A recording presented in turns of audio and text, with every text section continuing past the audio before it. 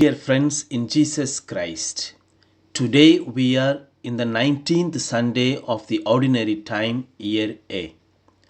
All the three readings of today speak about anguish. Anguish means suffering, especially severe physical or mental pain, feeling of extremely distressed about something. In the first reading, we see the anguish of Prophet Elijah. In the second reading, we see the anguish of St. Paul. And in the Gospel, we see the anguish of St. Peter and the other disciples. To understand the first reading, we need to understand what happened to Prophet Elijah earlier. Ahab was the seventh king of Israel. Jezebel was his wife.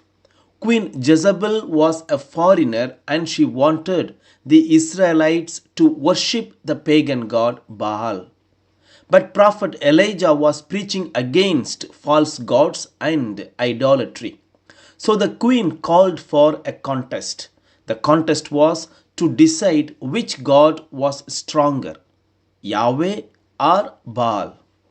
It was a test between the prophets of Baal against Elijah, the prophet of Yahweh.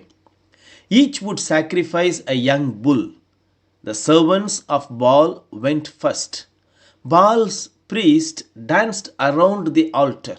They shouted praises. They cut themselves with knives, but nothing happened. Baal did not take the sacrifice.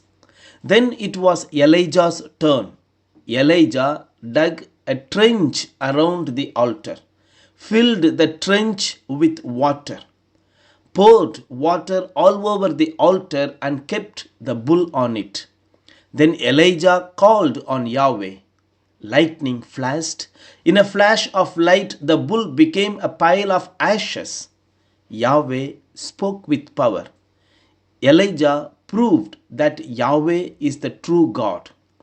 Now Jezebel was furious. Her god lost the contest.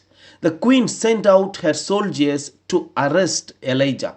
So to save himself, the prophet went to Mount Sinai to hide. Elijah was calling out God for another miracle to save himself from the wrath of the queen. But no miracle happened.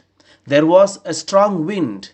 There was lightning. There were rocks rolled down crushing, but no help from God of Yahweh. Then there was a silence.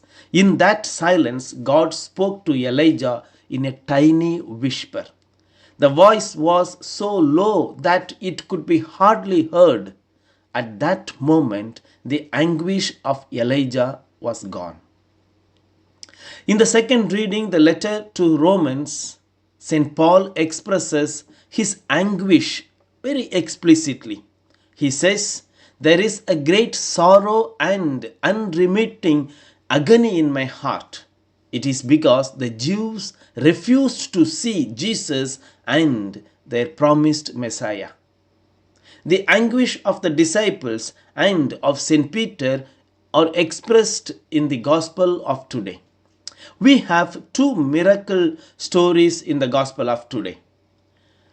The first miracle is Jesus walking on the water, and the second, Jesus calms the storm. In the creation episode, God brought order over the chaotic water. Moses divided the water so that people of Israel could escape from Egypt. By this account of Jesus walking on the water and calming the storm, Matthew presents the divinity of Jesus. Many see the boat in which the disciples were as a representation of the church, and here it is battered by the waves. When they saw Jesus walking on the sea, the disciples were terrified and cried out in fear. We must note that some of them were seasoned fishermen, yet they were in fear. When they saw Jesus, they considered him as ghost. Fear does not allow us to see things clearly as they are. Fear distorts the truth.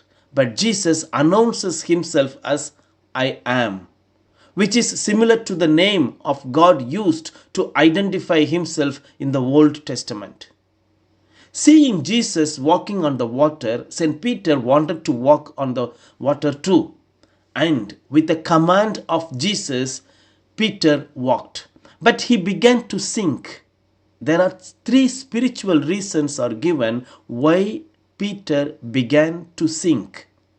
First, Peter took off his eyes from Jesus, the Savior of life. Second, Peter looked at the storm. He began to focus the problems and sufferings. Third, Peter left the boat, the church.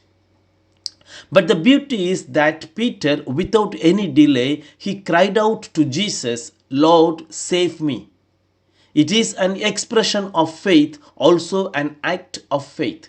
Unlike most of us who try to save ourselves with various other resources, and when everything fails, we come to God at the end. But Peter immediately depended on God to save him.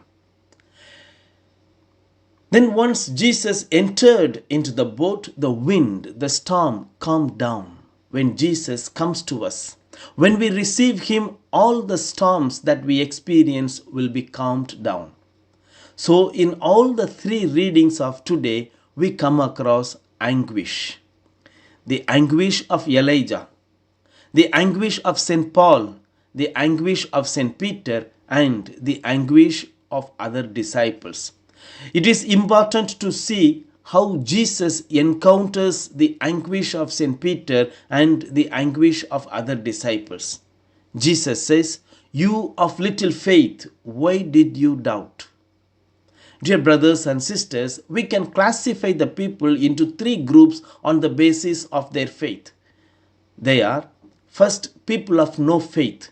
Second, people of little faith. And third, people of great faith. Jesus was happy and content with the people of great faith. Jesus himself praised the centurion and the Canaanite women for their great faith.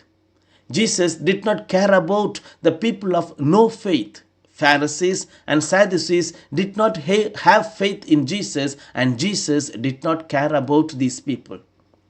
Jesus always worried about the people of little faith. Most of the Catholics fall into this category of people of little faith. Their faith is one of convenience, not out of conviction. When they are in need and in difficulties, they search for God. During the time of struggle, they come to the church. At the time of failure and defeat, they start praying. Only when they begin to feel lonely and abandoned, they start reading the scriptures. Jesus calls these people as people of little faith. We read in the gospel passage of today, especially chapter 14 and verse 30, when Peter saw the wind, he was afraid and beginning to sink. In other words, St. Peter was able to walk on the sea as long as he was focusing on Jesus. The moment he shifted his focus on the storm, he began to sink. Faith demands an undivided focus on God, an undivided focus on Jesus Christ. Faith demands total surrender. Faith demands complete trust. Faith demands total dependency on God. Dear brothers and sisters, we must note that Jesus comes to us during the storms and struggles of our life. At the need of the hour, by all means, Christ will come to us. Even by walking on the water, walking on the waves of suffering and difficulties, Christ will come to us.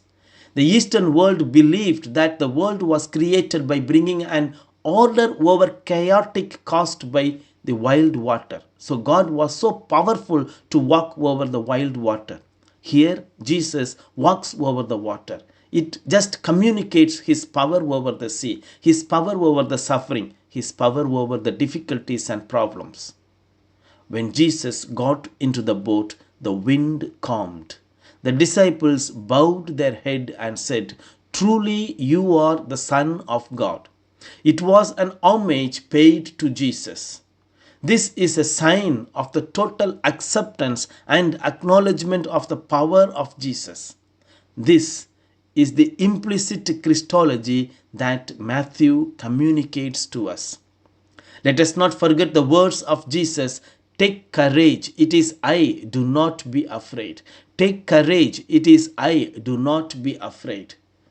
All of us have storms in our life, storms of financial struggles, storms of physical illness, storms of misunderstandings, storms of family issues, storms of uncertainty of job security, storms of loss of loved ones, etc. etc. In all these storms and anxieties, Jesus is telling us, take courage, do not be afraid. Let us recall our anguishes, storms, and instances of little faith in our life. Let us surrender them in faith to Jesus. The words of Jesus, "Take courage, do not be afraid," continue to resound in our ears, in our minds and hearts. Amen.